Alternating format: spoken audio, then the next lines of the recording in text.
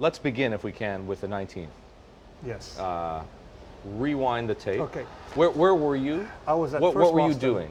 I was at First Boston, and I was an option trader, and I was trading a lot of things, mainly fixed income options and currencies. And currency options were extremely inexpensive at the time during that period for some weird reason, particularly for out-of-the-money options, for options that were remote. So I had accumulated a few of these. I also accumulated a very large amount of out-of-the-money options in treasuries and in short-term fixed income, for no other reason than they were much cheaper than I had seen in the past, and I was happy buying them there. So I had a large portfolio of these, and I was effectively short volatility. People don't fail to understand that I would have been harmed by a small move. You see, I was set up to be harmed by a small move and gain, if the move continues to something very large. And it was a very nice way to earn money if nothing happens, lose money if something mild happens, and of course make a lot of money if something huge happens. And that kind of position allows you to accumulate a lot of options in the tails. So that day, walking there, I had absolutely no idea what was going on. I was hardly looking at stocks, focusing on fixed income. And then you have to remember, during that period, stock options were something very artisanal. It was a very small market. Not that many people traded equity options because there was no money there. There was no liquidity, no depth. Fixed income options, on the other hand, were huge. We came out of a big deficit, if you recall, a big inflation in the 70s. And in the 80s, you had so many bonds outstanding that was what you did when you wanted to trade. If you went into equities, it was, because you probably couldn't get on they wouldn't let you in on a fixed income floor. So that was, and we could trade in my department equity options, but there was no big volume for us. So it was an artisanal thing. And later on, when I became a pit trader, I was taking a sabbatical. It wasn't, it was to become an artisan and have a nice little life, working my own hours, sort of like the Uber driver of that business, you see, like a freelance trader. And you realize they're all freelance traders. So in that space, fixed income, equity options. So this is why there was no big, we didn't hear big stories then. Fixed income was very large. Another thing we got to remember that portfolios were very large at the time, and options were driven mostly by big covered rights, like some people selling calls. Nobody was interested in puts. So when options, the collapse happens, and there was no big liquidity. So the action was in currencies and fixed income. Now, at what point during the day did you come to realize what was actually happening? At no point. When you're trading, it's like in a battle. You see, sort of like when I'm on TV. When I'm on TV, I don't know during the episode what's going on. It's later on that I realize, what I said. You see, you're concentrating. So like you're solving a math problem. You don't know your surrounding. But I remember there was a state of heightened concentration. I was 30 years younger. It was 30 years ago. So you can imagine you're in a state of concentration all day and didn't eat, knew something was going on, but didn't think about it. Didn't think about it in these terms. But you saw prices going down. I saw prices going and down, volatility. and they kept going, and people were panicking. Hey, it keeps going. And someone came to me and made a remark. He said, don't they know that Six Sigmas are something you don't observe more than once per lifetime? I said, no, the market doesn't know it. I remember that was a joke. The guy was visibly suffering and in his own portfolio. And but I was concentrating. It's very strange, these things, when you concentrate for 8 hours. And in my career, I've had 6 or 7 of these, like when Saddam invaded Kuwait. So I had to go to the office at like 2 a.m. and I remember it was a state of concentration for about 15, 16 hours. and didn't really think about the event in these terms till I took stock later. So it's the same thing with the stock market crash. So when that moment came, Yes. when you took stock of what had happened, Yes. what went through your head? I thought there's something in my guts that told me that what I was doing was right. Because I had weird theories that people really didn't believe in at the time. People still don't believe in them, but now I don't care, but at the time I cared. I was employed at First Boston, and so my business was buying tail options, out of the money options, and waiting for a large event to happen, and try to survive in between. Okay, so that was my business at the time already. Okay, I'm talking 30 years ago. So here's this guy in his 20s, was maybe brash, maybe confident, maybe, less confident than I am now, or whatever. This guy, it's hard to be taken seriously, you see, other than, hey, he's some kid who with a big ego. But after the event, I knew that I was right, and I knew that people would take me seriously. You knew that you'd also made a lot of money. I made a lot of money, and I also knew that all this financial modeling, everything you learn in class, all this Black-Scholes option model is nonsense. You see, I knew that because basically all they did is they focused on probabilities of a plane crashing, and here you see 100 planes crashing at the same time, right? Or 1,000 planes crashing. So you realize there's something wrong in their model. So I felt vindicated because I knew it was nonsense, and it turned out to be nonsense. So that was your proof, effectively. It felt, but it's sort of like it was good because it convinced me. So you feel this serenity and fear at the same time. I wanted, the firm to survive. I didn't want New York to be in trouble. I had an apartment in New York. I had my money. I had things. So I wasn't really bulletproof. Greenspan saved the system when he went and gave the money. When he promised liquidity? He gave liquidity. He made sure that margins were covered. Made sure that the payment system, that's probably the only thing he did right in his life, right? His entire life, Greenspan. What would have happened had the Fed not stepped in on the 20th, It would have been collapsed. offering unlimited liquidity? It would have been, first of all, it would have a lot cleaner financial system today, but it would have been a complete bloodbath then. So let's think now it was counterfactual. Because there is a legacy to that statement, exactly. to that affirmation exactly. of the Fed's responsibility. Exactly. So what happened then is that you have to remember one thing. Moral hazard had started in 1982 under, of all people, Ronald Reagan. Ronald Reagan nationalized Continental Illinois. So we had a nationalized bank. Continental Illinois had an option firm, bought an option clearing firm called First Option of Chicago. And they were so incompetent that they netted exposure by traders, not realizing that if the trader goes bust, the trader making money isn't going to write him a check. They're a clearing house. They're not a trading house, okay? It's not a family, okay?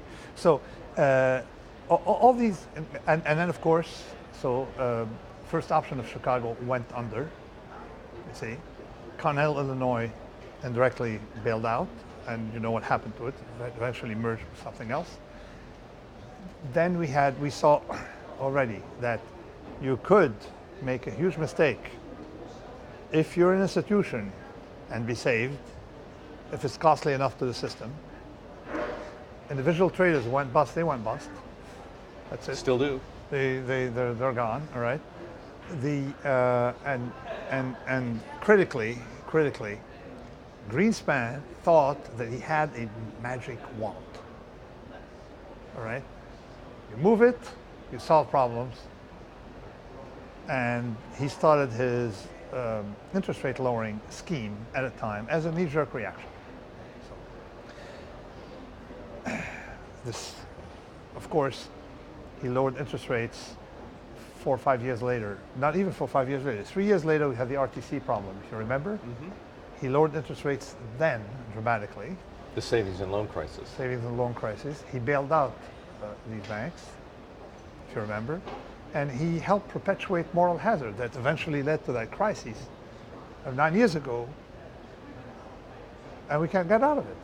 What did it feel like to you to come to this realization, particularly at the end of October the 19th, knowing that you were one of the few people who had figured out that there was this abnormal distribution to financial market events? I didn't think in these terms. I started calling friends to see if they're okay, and effectively, my cousin, I mean, at times there was no cell phones, so you go home and then you have black court fever, you start calling anybody you know to just chat about the event, and it can't leave the apartment because Hong Kong may call, you know, and something may happen. So, and I remember, as I was talking to my cousin, he said, well, there's a police downstairs. It turned out some guy, a fellow committed suicide on 72nd and 1st.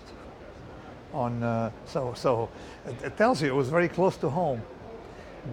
But it's only after the event that I saw the panic. Sort of like one thing you learn from accounts of Roman legions, that when they got into battles, they have no idea what they're doing. It's automatic behavior. They're trained, maximum concentration.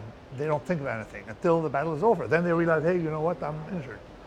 So going into that day, do you recall what the size of your positions was in nominal terms? It was, okay, so to go back to the notion of nominal, it makes no sense to talk nominal because I was accumulating a lot of tiny options. I see. Tiny options. And I remember the P&L. In today's terms, it would be for the firm, I mean, something substantial in today's terms, but at the time, you know, it was not the same. What was it in dollars? Compensation was not the same. It was in the tens of millions, mid-tens of millions.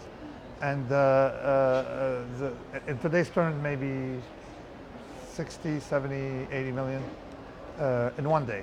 For a trader just set up at a time, it was a big. lot of money. And for a guy like me, how did First Boston treat you? They treated me very well. Because, well, I mean, very, very well. The problem is it was still a communist system where everybody had to share. And everybody had lost money except for me and another fellow. So it was of course, we had some, but at the same time, they treated me relatively well. You got to remember that compensation at the time was nothing like today. Do you remember how much you got paid that year? I can't talk about it. I'm not going to talk about it. But you can call up someone and say what payoff traders had. But then, but I didn't cash it immediately. It took me 2 years of bonuses to get the whole payoff. Ah. You see? But, so yes.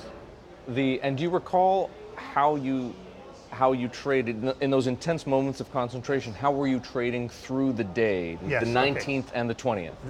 I remember the 20th. I get on a phone and I had set up, you know, so on. I had a trading assistant also, and got 15 phones and 200 screens. It was not like today. And you're shouting on phones. You had direct line to the pit, and direct line to Chicago pit, one Philadelphia, and one to the currencies, one fixed income, and then one. And then talking to the Board of Trade. And I remember there was a fellow called Richard Dennis. I don't know if you've heard of him. He's one of the famous people. He was famous at the time. He was bankrupt. He went bankrupt that morning, right, on the open. There was a trend in Eurodollars, a rally in Eurodollars. A trend of rally in interest rates. Okay, and the guy was short Eurodollars, and then the thing went to his face. And he lost his fund, which at the time was substantial, like $50 million fund, something like that. So they were liquidating the thing. And I remember I had a huge delta in Eurodollars, right? I remember then vividly offering something, right, on a phone and selling it considerably higher. So the guy in the pit, you know, called Tim, I'd tell Tim sell here, and he would sell much higher. Okay. So it was like in Trading Places. Have you seen that movie? Got one? I got one. It was like that, all right? So all morning, so we spent the whole day, all right, liquidating. But all morning, I remember, we were selling above our offers. Just one here, one here, one here. I mean, you want to take time to unload your inventory. And sure enough, there was liquidation, and we got lifted on all our offers, and then, of course, came back. Interest rate came back to 300, up 300 on a day or something. So that was the first thing. Currencies went wild. All right, the dollar, of course, collapsed. dollar yen options. We had options we had bought for $10,000 in inventory. They were selling for 17 million, something crazy like in yen, all right? And the thing was going, all right? It was like, it was out of control. So the big payoffs were in not in the main big currencies, but in the ones where the move was a big surprise, like euro dollars or yen. Swiss franc had high volatility relative to others. It wasn't as bad for participants in that. Yes. Why do you think that's such an untold part of the Black Monday story? The action in Eurodollar futures, and the action in currencies? Because it's a professional market, and the professionals don't, I mean, the largest market was fixed income at the time. The largest market, and currencies, include currencies. But people, only professionals talk about these things. And these professionals involved at the time are dead. But Black Monday, everybody remembers what happened to IBM because they owned IBM, but it's not the same scale. See, yes. And plus, there's another thing you got to talk about. When you talk about the stock market, it has a large inventory, you see, but the turnover is nowhere near what we had in fixed income. Black Monday has been described as your epiphany. Yeah. How would you describe it? No, I mean, I don't want to talk about myself because I mean, there's an effect of false memory when you go back. But I remember some scenes that were quite vivid. But I remember that I did not expect the next day, which me would be Gold Tuesday, rather than Black That's where you Monday. made more money. Yeah, of course. That was the big day for me, is Tuesday, because that's when the action of Greenspan were vastly more momentous than when that happened in the stock market. You also have to remember that the stock market had high volatility relative to other things, and not that many people played in complex instruments because of that volatility.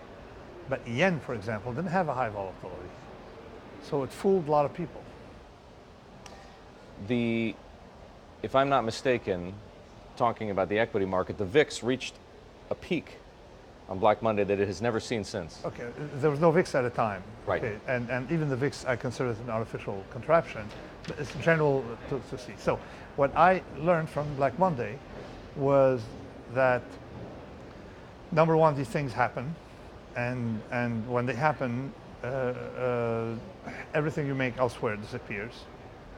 It took me another 30 years to figure out something I told you, 29 years was here to explain that unless you're hedged for a portfolio, unless you're hedged for events like Black Monday, whatever alpha, you think you're going to get, you're not going to get it. Because what I call the ergodic problem, because what happens is that if you go bust on that day, there's no alpha. And most people don't realize that if you have to shrink your portfolio and things like that. Now, since the Black Monday, I mean, I didn't really think about it too much, except that here I had some cash. Okay, I realized it hit me after a while that I could do something else in my life than trade. You see, I was in my 20s. It was time, I could figure out what to do. The problem is, I like trading a little too much. You see, so particularly for these days where you feel deep in your guts that there's something you're doing right. It's not the money so much, although the money is like entertainment, form of it makes it easier. It was not. It was just, I like that. So you learned some important lessons on Black Monday. What did everybody else not learn? That these events are not outliers. They're a regular part of the system. See, so and there's a first mistake people made with Black Monday. Before Black Monday, those who wanted to do risk management went to the past and looked for the worst deviation, and it was something like 10%. So you had Black Monday, now, which was 2.2 times whatever the deviation. Now what do they do when they backtest? To Black Monday. I mean, don't you recurse? So There was a new field new field like 30, 40 years old field in science called extreme value theory. And it started with the Dutch who wanted to build to protect themselves. So how high should our protection be, right? So do you protect to the worst past? Of course not. It's logical that it can get worse, right? So you take the worst past and you multiply it by 1.5 or some factor, and you live with it. Yes. If that's the case, why is it that people still continue to use models like Black-Scholes? Because they don't pay for their losses. Someone else pays for the losses. And plus, if you're only going to be wrong one day, you see, and don't pay for your losses, so it's fine. In other words, so long as losses are socialized, so long as there's moral hazard, people will continue to use these flawed risk management tools. The losses don't have to be socialized. They could be just transferred to the taxpayer, to the shareholder. Like you work for a bank, okay, like the whale. The whale got what bonuses? $30 million bonuses the years before, and then he lost $6 billion. He didn't have to pay a penny of the $6 billion. So I call it the Bob Rubin trade, and you make $100 million over 10 years, and when a black swan event happens, you say it was uncertain. Nobody could have seen it, and that's it. So it's very easy to use a regular model that predicts a regular. But sort of like it's very easy to sell people a seat belt that only works if there's no accident. Okay, so it's going to be comfortable, and if there's an accident, they're going to die. So they're not going to complain, all right? So that's sort of the idea.